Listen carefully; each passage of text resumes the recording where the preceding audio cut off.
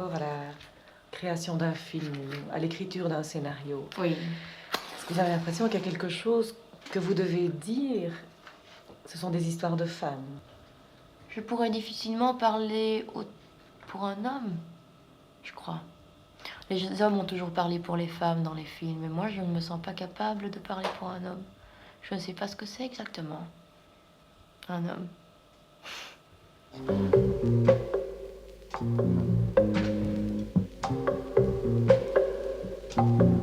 Nous avons continué cette quête de la féminité en allant observer pendant quelques jours le tournage d'un film belge.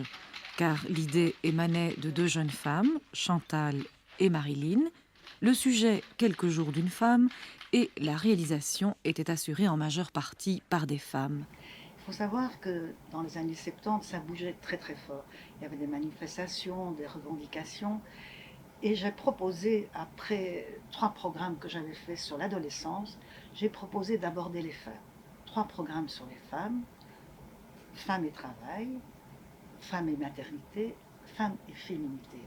Et ces programmes étaient composés de 3 parties. Une partie, la parole des femmes qui étaient en contact de par leur profession avec le problème ou avec les questions des femmes. La deuxième partie, c'était une situation. Et la troisième partie, c'était une analyse plus théorique. Alors pour la féminité, mais qu'est-ce que je pourrais bien filmer comme situation? Et j'apprends par Marie-Mine Watley, qui était script à la télévision, et j'étais dans le même service qu'elle. Elle me dit, je pars pour un congé sans solde, je vais faire la production d'un film de Chantal Akerman. Je me dis, waouh, des femmes qui font un film. Je ne connaissais pas du tout Chantal Akerman. Et de plus, quand elle me dit le sujet, je trouve ça absolument incroyable, passionnant. Comment peut-on faire un film là-dessus? Alors je dis, écoute Marilyn, il faut que tu demandes à Chantal. Chantal a dit oui, mais il fallait venir au début du tournage du film.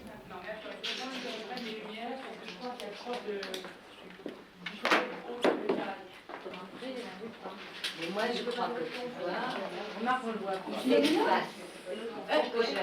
Disons que ça m'intéresse en effet particulièrement de travailler avec des femmes parce que ça ne m'est jamais arrivé avant et que quand ce ne serait que la nouveauté de la chose, c'est déjà intéressant au départ. Alors Delphine Seyrig, je l'adore. Ça, je l'adore, vraiment. Et donc, je trouve que c'est une très grande actrice parce qu'elle a cette possibilité de rentrer dans un rôle. Elle rentre dans un rôle, mais elle est elle-même. Donc c'est très étonnant de voir cette espèce d'adaptation au rôle. Donc je trouve qu'elle a parfaitement réussi, pour moi, dans le film de Chantal. C'est la petite ménagère qui range ses petits trucs, qui s'organise. Et donc, pour moi, elle est Jeanne Dillman. Et donc, je trouve que c'était un choix étonnant. Je me rappelle, mon équipe disait, mais ça ne marchera jamais, elle est beaucoup trop élégante, mondaine, elle ne pourra jamais faire ça. Elle l'a fait parce que c'est une très grande actrice. Jusqu'à présent, on m'a toujours proposé des femmes sophistiquées, ou des faux-folles, ou des femmes du monde, ou des femmes très distinguées. Bon. Et il se trouve que pour la première fois que je joue des personnages pas mondains, il se trouve que ce sont deux femmes qui me les ont proposées. Pour moi, ça a un sens aussi. Et je pense que à partir du moment où beaucoup de femmes font du cinéma, on verra des personnages féminins qu'on n'a pas vus jusqu'ici, ou du moins qu'on a vus brièvement en passant. C'était des rôles secondaires. Maintenant, ces rôles secondaires vont devenir les rôles principaux, vont devenir le centre d'intérêt. Et ça, je crois que ce sera les femmes qui feront.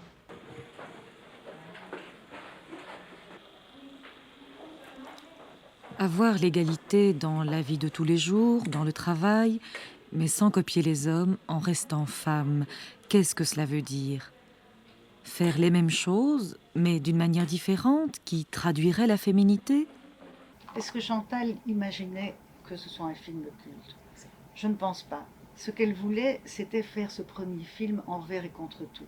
Elle avait commencé par écrire un scénario avec Marilyn et après, elle a abandonné ce scénario. Elle a continué sa propre idée. Et donc, pour réaliser ça, elle s'est dit aussi, parce qu'elle était quand même féministe aussi, elle voulait ne faire participer que des femmes. Donc c'était sa volonté de mettre des femmes, pas au pouvoir, mais de s'associer avec elles. veux dire, j'avais espéré pouvoir faire le film autrement. Mais ce fait que on est dans une structure, il y a de l'argent, le monde des hommes, il y a, il y a une production, la loi, hein. Et il se fait que par rapport à tout ça, on prend un comportement classique et qu'on n'a pas pu changer les structures, que c'était plus fort que nous. Qu'est-ce que ça veut dire un comportement classique? C'est-à-dire comme les hommes au travail, presque. Presque.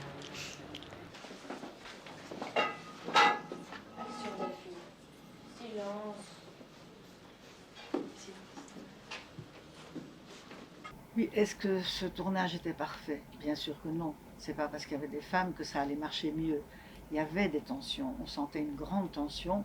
Et c'est sûr que c'était pas tellement facile. Je me rappelle le premier jour de tournage. On est là, l'équipe, mon équipe masculine dans un coin, Chantal en face de nous, et à droite il y avait l'ingé son avec l'assistant. Et à un moment donné, donc Chantal dit moteur, on tourne. Et puis on entend l'ingé son qui dit non, ça ne va pas, je n'ai rien. Ok, on recommence. Moteur, on tourne, deuxième clap, elle n'a toujours rien. Troisième clap, elle n'avait toujours rien.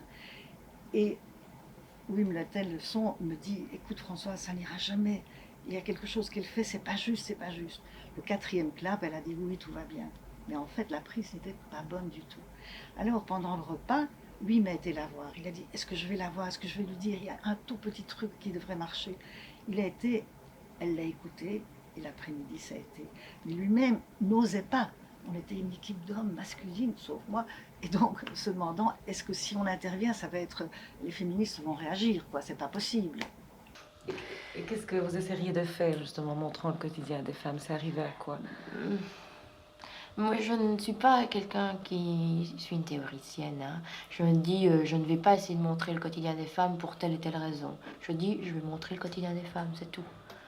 J'ai admiré cette constance dans la manière de filmer. Il fallait donc chaque fois ces plans, ou bien légèrement comme ça, mais toujours cadrés, bien en face. Et ça, elle a respecté dans tous ses films, et c'est magnifique.